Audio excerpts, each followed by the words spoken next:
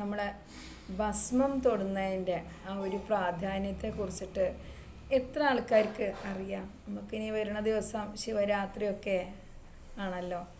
എല്ലാവരും ശിവരാത്രി മഹാത്മ്യത്തെക്കുറിച്ചൊക്കെ പറയുന്നുണ്ട്. പക്ഷേ ഭസ്മധാരണ വിധി അതിനെക്കുറിച്ചിട്ട് ആരും പറഞ്ഞു കണ്ടിട്ടില്ല. അപ്പോൾ നമ്മളെല്ലാവരും ഭസ്മം തൊടലുണ്ട്. എല്ലാവരും എങ്ങനെയാണ് തൊടുക? കയ്യിൽ കുറച്ചെടുത്തിട്ട് ഒരു വര കണ്ണാടിയിൽ നോക്കിയിട്ട് ഭംഗിയായിട്ട് ഭസ്മം തൊടും. പക്ഷെ എങ്ങനെയാണ് നമ്മൾ ഭസ്മം തൊടേണ്ട വിധം?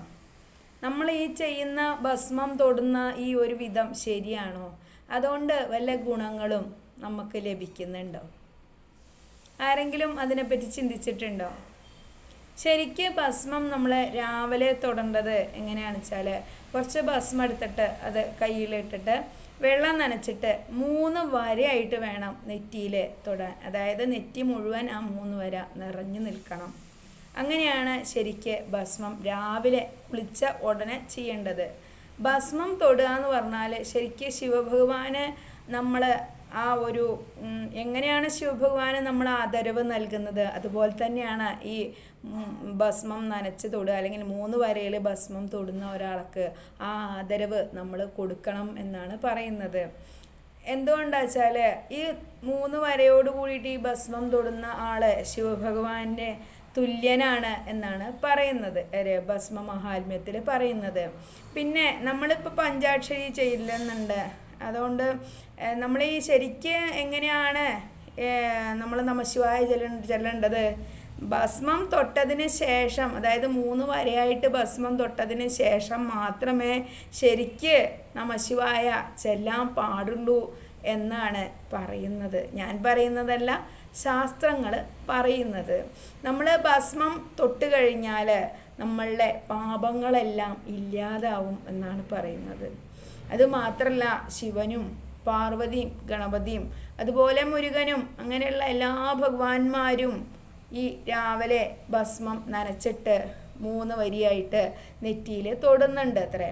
അതുപോലെ വൈകുന്നേരം നമ്മൾ ഭസ്മം തൊടുമ്പോൾ നനയ്ക്കാതെ ഇതുപോലെ തന്നെ കയ്യിൻ്റെ ആ ഒരു 3 വിരലിൽ ഇങ്ങനെ 3 വിരൽ ഭസ്മം നെറ്റിയിൽ തൊടണം. എന്നിട്ട് വേണത്രേ നമ്മൾ ആ ഒരു നമഃശിവായ ചെല്ലാൻ. ഈ ഭസ്മം തൊട്ട് കഴിഞ്ഞാൽ എത്ര പാപം ചെയ്ത ആൾക്കാരുടെയും പാപം സ്ഥിരമായിട്ട് നമ്മൾ ഈ ഭസ്മം ഈ പ്രകാരം നമഃശിവായ ജപിച്ചിട്ട് വേണം ഭസ്മം തൊടാൻ.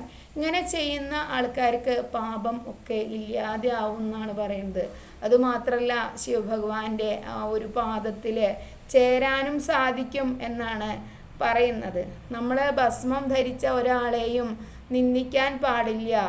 ആ ഭസ്മം തൊട്ടിട്ട് നമ്മൾ ബ്രഹ്മവിഷ്ണു മഹേശ്വരന്മാരുടെ മുന്നിൽ പോയി നിന്നാൽ അവർക്ക് നമ്മളോട് ഒരു പ്രത്യേക പരിഗണന ഉണ്ടാവുത്രേ. അവർക്ക് വളരെയധികം നമ്മളോട് ആദരവുണ്ടാവുത്രേ.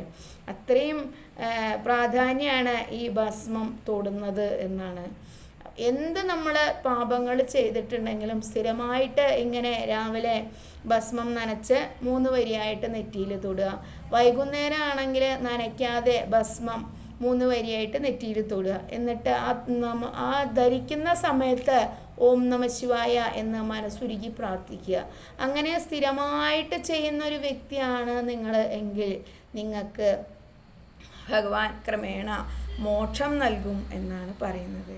അപ്പോൾ നമ്മൾ വരുന്നത് ശിവരാത്രിയാണല്ലോ. അപ്പോൾ ഇനി ആ ശിവരാത്രി തൊട്ടിട്ട് നിങ്ങളെല്ലാവരും രാവിലെ എണീറ്റിട്ട് ഉണർന്ന ഉടനെ തന്നെ കുളി കഴിഞ്ഞ് വൃത്തിയായിട്ട് ഭസ്മം രാവിലെ നനച്ച് തൊടുമ്പോൾ നമഃശിവായ ജപിക്കുക. അതുമാത്രമോ വൈകുന്നേരവും അതേ പ്രകാരം തന്നെ ഭസ്മം നനയ്ക്കാതെ തൊട്ടിട്ട് ഓം നമഃശിവായ ചൊല്ലുക. ഇതിലും മോക്ഷം ലഭിക്കാൻ വലിയൊരു മാർഗം ഈ ലോകത്തിൽ ഇല്ല എന്നാണ് പറയുന്നത്. അപ്പോൾ ഭസ്മ മഹാത്മ്യം മനസ്സിലായില്ലേ? എല്ലാവരും ഇനി തൊട്ടിട്ട് അങ്ങനെ അങ്ങോട്ട് ചെയ്തോളൂ. പിന്നെ ഭസ്മം എല്ലാവിധ എന്താ പറയുക, നമ്മളെ ഈ വിഷാംശത്തിനെ ഇല്ലാണ്ടാക്കും എന്നും കൂടി പറയുന്നുണ്ട്. അപ്പോൾ ഇതൊക്കെയാണ് ഭസ്മ മഹാത്മ്യം പറയുന്നത്.